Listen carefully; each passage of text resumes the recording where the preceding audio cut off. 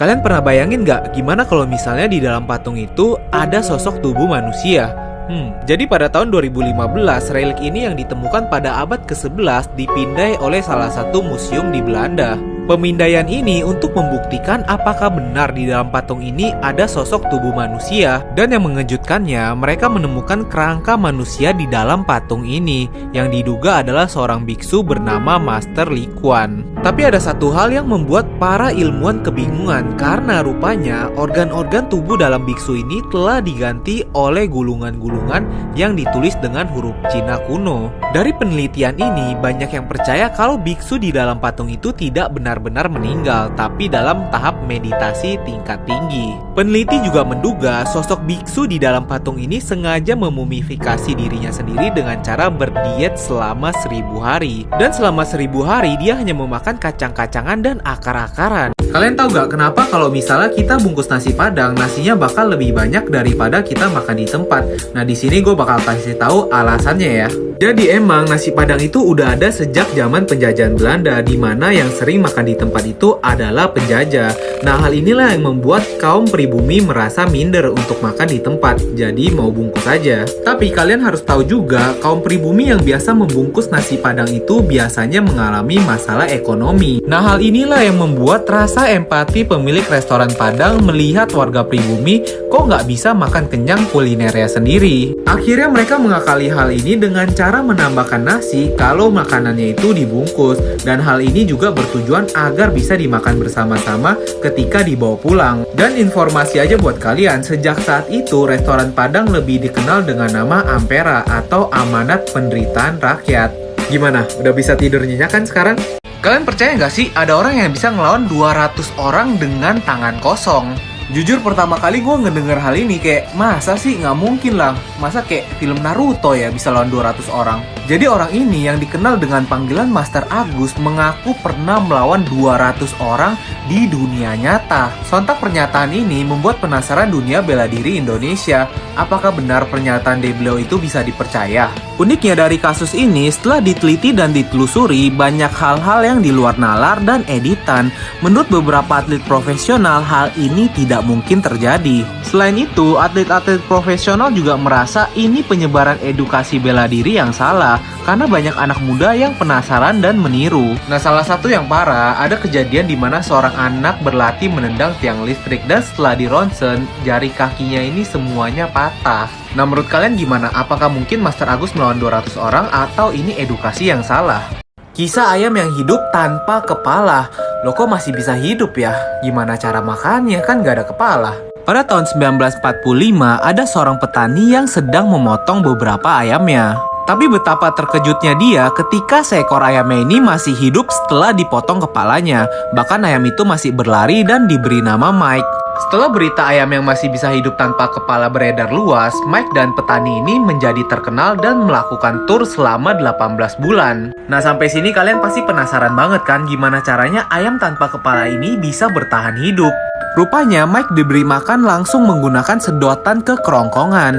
Tapi hal ini juga yang membunuhnya, di mana Mike meninggal karena tersendak makanannya. Rupanya ayam memang masih bisa bertahan hidup selama 15 menit setelah kepalanya ini dipenggal. Nah, sedangkan Mike bisa bertahan hidup selama 18 bulan karena batang otaknya ini nggak ikut terpotong. Gimana? Ada yang nggak percaya dengan kejadian ini? Kalian tahu nggak sih sebenarnya arti pakaian dari toga itu? Kenapa orang yang mau diwisuda harus pakai pakaian toga? Nah, biar gue jelasin ya sekarang. Kalau kalian perhatiin, pakaian toga ini memang identik dengan warna hitam, yang artinya adalah ketika kita diwisuda ini, kita bisa menghilangkan kegelapan di dunia ini dengan ilmu pengetahuan. Nah, terus kenapa topi toga itu bentuknya selalu persegi, yang artinya adalah kita yang udah diwisuda harus bisa berpikir rasional dan dapat memandang segala sesuatu dari segala sudut. Dan yang terakhir, kenapa kalau kita diwisuda itu harus ada pemindahan tali dari kiri ke kanan? Arti pemindahan tali ini sebenarnya kita dituntut agar bisa menggunakan otak sebelah kanan kita, karena ketika berkuliah kita sudah menggunakan otak sebelah kiri. Nah, terus kalau misalnya ada yang nanya, gimana kak kalau misalnya nggak punya otak? Ya udahlah, yuk sini ke restoran Padang dah. Kalian tahu gak sih ada kota gaib di perbatasan Kalimantan Barat dan Malaysia yang disebut dengan nama Negeri Paloh? Kabarnya keberadaan negeri gaib ini memang berada di dalam hutan dekat Desa Palo, Kabupaten Sambas. Negeri Palo ini dikabarkan seperti kota modern di dunia, bahkan lebih maju. Dan gak sedikit masyarakat di sekitar situ sering mendengar keramaian dari negeri Palo ini. Penduduk kota gaib ini dikenal dengan nama suku Bunian. Ciri-ciri orang Bunian ini tidak memiliki garis di bawah hidung dan alis mereka ini menyatu.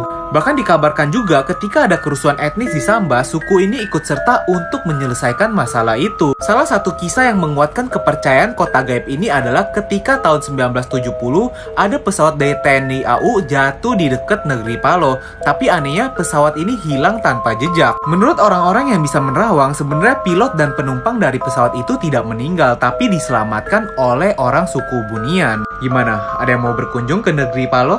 Kalian masih ingat gak sih kasus YouTuber yang bernama Ketiap ini yang diduga diculik, disiksa, dan dipaksa untuk membuat video mukbang? Nah rupanya banyak banget yang menduga sosok Ketiap itu adalah sosok gadis ini nih yang bernama Kerligius. Nah kenapa bisa dibilang begitu? Kalau kita lihat sekilas seperti ini nih, kita bisa ngeliat dari postur pipi ke bawahnya itu mirip banget nih. Apalagi senyumnya ini kayak pas banget kan? Carliguse adalah seorang gadis yang berumur 16 tahun yang tiba-tiba menghilang begitu saja. Dari kasus ini tuh orang banyak penasaran banget, soalnya orang tuh mikir kehidupan Carliguse itu kayak udah sempurna banget lah, kok gadis yang sempurna seperti ini bisa hilang begitu saja. Pada malam dia menghilang, dia sempat pergi ke party bersama pacarnya bernama Donald dan dijemput oleh ibu tirinya. Sebenarnya dari kasus ini banyak banget yang menduga kalau sebenarnya ibu tirinya dan ayah kandungnya itu telah menghabisi Carliguse, tapi nggak ada buktinya. Nah setelah kasus Ketiap ini membesar, banyak banget yang menduga kalau sebenarnya Carliguse adalah sosok Ketiap. Menurut kalian gimana? Iya nggak? Kalian tahu nggak sih, diduga ada satu website yang menjual manusia loh, namanya itu Wayfair. Kalau dilihat pertama-tama, pasti kalian nggak sadar banget deh. Kalau kalian ke website ini, kalian bakal duga website ini tuh jual peralatan rumah tangga. Tapi kecurigaan mulai timbul kalau kita ngecek produk-produk yang dijual nih, soalnya mirip banget, nggak ada perbedaannya. Kemudian buat satu lemari ya dijual $15.000 atau setara dengan 200 juta. Itu lemari apa ya? Dan anehnya lagi, kalau kalian perhatiin nama-nama produk yang dijualnya ini awalnya tuh selalu nama-nama wanita, Neria, Yaritza, Samia, Alfia. Dan kalau kita cari nama-nama ini, rupanya nama-nama ini adalah nama-nama orang yang hilang. Dan anehnya lagi, kalau kita perhatiin nama Wayfair ini seperti kedengeran Wayfair, atau artinya adalah anak telantar dan tarif. Kalau digabungin mungkin artinya adalah tarif anak terlantar yang dijual. Jadi menurut kalian gimana? Apakah website ini menjual orang atau memang cuma kebetulan ya? Kalian tahu gak sih sebenarnya apa yang lebih susah daripada pergi ke bulan? Nah jawabannya adalah menang di benteng Takeshi. Jadi menurut faktanya udah ada 12 orang yang berhasil pergi ke bulan, tapi cuma ada 8 orang yang menang di benteng Takeshi. Nah hal ini gak aneh, memang acara benteng Takeshi itu selain lucu dan menarik, memang dibentuk untuk sangat susah diselesaikan. Di setiap babaknya sudah disiapkan rintangan dan jebakan yang sangat sulit dilewati oleh peserta benteng Takeshi. Dan acara benteng Takeshi akan ditutup dengan kejar-kejaran untuk melumpuhkan sang kaisar. Kalau bisa menyelesaikan ini semua akan mendapatkan imbalan 8 juta rupiah. Dan buat kalian yang penasaran belum pernah lihat pemenang dari acara ini nih, salah satu videonya. Dia berhasil menang, salah satu dari 8 orang yang berhasil menyelesaikan benteng Takeshi. Nah jadi gimana? Udah bisa tidur nyenyak kan? Ada pemenang loh di benteng Takeshi ini. Ada yang masih suka dinyanyiin lagu Nina Bobo gak sebelum tidur? Nah kalau masih, coba dulu denger ceritanya ya. Lagu Nina Bobo pertama kali dibuat untuk seorang gadis kecil bernama Helinia Mustika van Rotsnik yang lahir pada tahun 1871. Lagu Nina Bobo memang pertama kali diciptakan untuk membantu Helinia tidur karena pada waktu itu dia kesulitan untuk tidur. Dan penambahan lirik digigit nyamuk juga digunakan untuk menakut-nakuti Helinia biar lebih cepat tidur. Tapi sayangnya setelah itu Helinia jatuh sakit dan 6 tahun kemudian dia meninggal. Anehnya setelah Helinia meninggal ini, ibunya terus menyanyikan lagu Nina Bobo ini untuk Helinia. Menurut ibunya ada suara tangisan Helinia dari dalam kamar. Dan setelah ibunya meninggal, tidak ada lagi yang menyanyikan lagu Nina Bobo untuk Helinia. Ketika itu dia jadi sering mengganggu ayahnya. Pa, kok nggak nyanyiin lagu Nina Bobo buat Helinia? Coba ngaku dulu nih, kalian pasti sebel banget dong kalau ngedenger kata mantan kan? Nah, hal ini juga yang terjadi ketika seorang wanita melatih tupai untuk mencelakai mantannya. Seorang pria melaporkan kejadian aneh kepada polisi karena dia telah diserang segerombolan tupai sebanyak 12 kali dalam 1 bulan. Dari kejadian ini, dia kehilangan 2 buah jarinya dan 1 testisnya karena digigit oleh gerombolan tupai ini. Dan setelah diselidiki, rupanya pelaku dari penyerangan ini adalah mantan kekasihnya, di mana seorang wanita yang bekerja sebagai pelatih hewan di sirkus. Ketika polisi menggeledah rumah wanita itu, polisi menemukan 27 tupai dan sebuah boneka yang mirip dengan muka pria itu.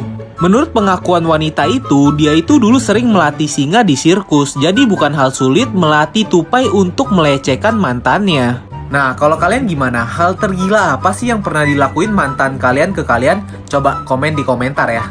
Cara membedah otak manusia pada zaman dahulu.